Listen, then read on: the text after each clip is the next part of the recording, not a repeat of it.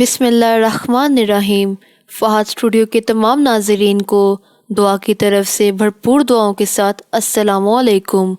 پروین شاکر کو اردو کی منفرد لہجے کی شاعرہ ہونے کی وجہ سے بہت ہی کم عرصے میں وہ شہرت حاصل ہوئی جو بہت کم لوگوں کو حاصل ہو پاتی ہے۔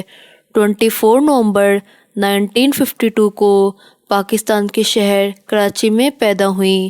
آپ کے والد کا نام سید شاکر حسن تھا۔ ان کا خانوادہ صاحبان حلم کا خانوادہ تھا۔ ان کے خاندان میں کئی نامور شعراء اور ادبا پیدا ہوئے جن میں بہار حسین آبادی کی شخصیت بہت بلند و بالا ہے۔ آپ کے نانا حسن عسکری اچھا ادبی ذوق رکھتے تھے۔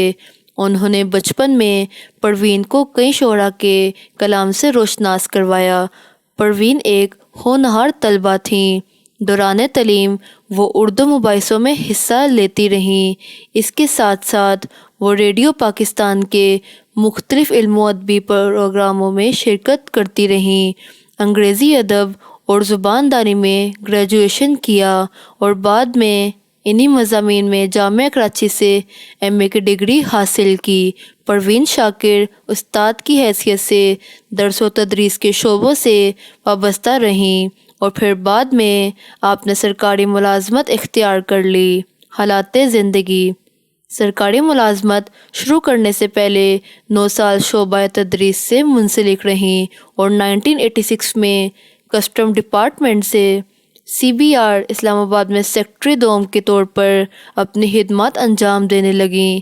1990 میں ٹرینٹی کالج جو امریکہ سے تعلق رکھتا تھا تعلیم حاصل کی۔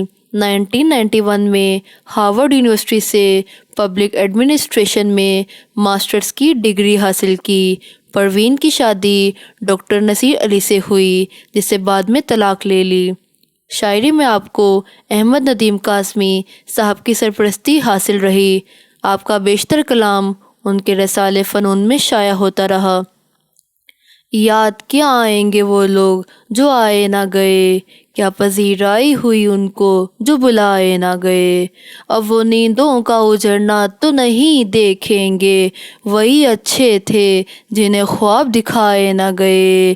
رات بھر میں نے کھلی آنکھوں سے سپنا دیکھا، رنگ وہ پھیلے کہ نیندوں سے چرائے نہ گئے۔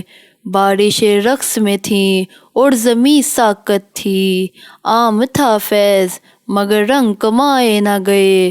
پر سمیٹے ہوئے شاخوں میں پرندے آ کر ایسے سوئے کہ ہوا سے بھی جگائے نہ گئے۔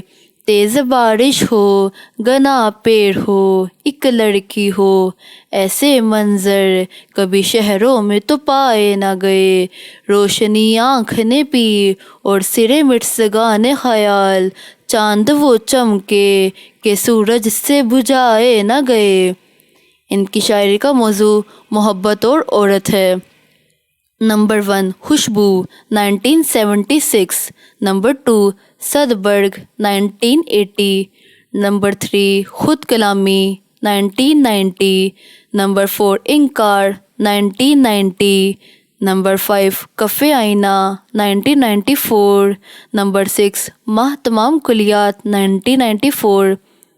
پروین شاکر کی پوری شاعری ان کے اپنے جذبات و احساسات کا اظہار ہے جو درد کائنات بن جاتا ہے، اسی لیے انہیں دور جدید کی شاعرات میں نمایاں مقام حاصل ہے۔ حالانکہ وہ یہ بھی اعتراف کرتی ہیں کہ وہ اپنے ہم عصروں میں کیشور ناہید، پروین فنا سید، فہمیدہ ریاض کو پسند کرتی ہیں، لیکن ان کے یہاں احساس کی جو شدت ہے وہ ان کی ہم عصر دوسری شاعرات کے یہاں نظر نہیں آتی۔ ان کی شاعری میں کوسوں قضا کے ساتوں رنگ نظر آتے ہیں۔ ان کے پہلے مجموعے خوشبو میں ایک نوجوان دوشیزہ کے شوق و شنگ جذبات کا اظہار ہے، اور اس وقت پروین شاکر اسی منزل میں تھیں۔ زندگی کے سنگ و لاخ رستوں کا احساس تو بعد میں ہوا، جس کا اظہار ان کی بعد کی شاعری میں جگہ جگہ ملتا ہے۔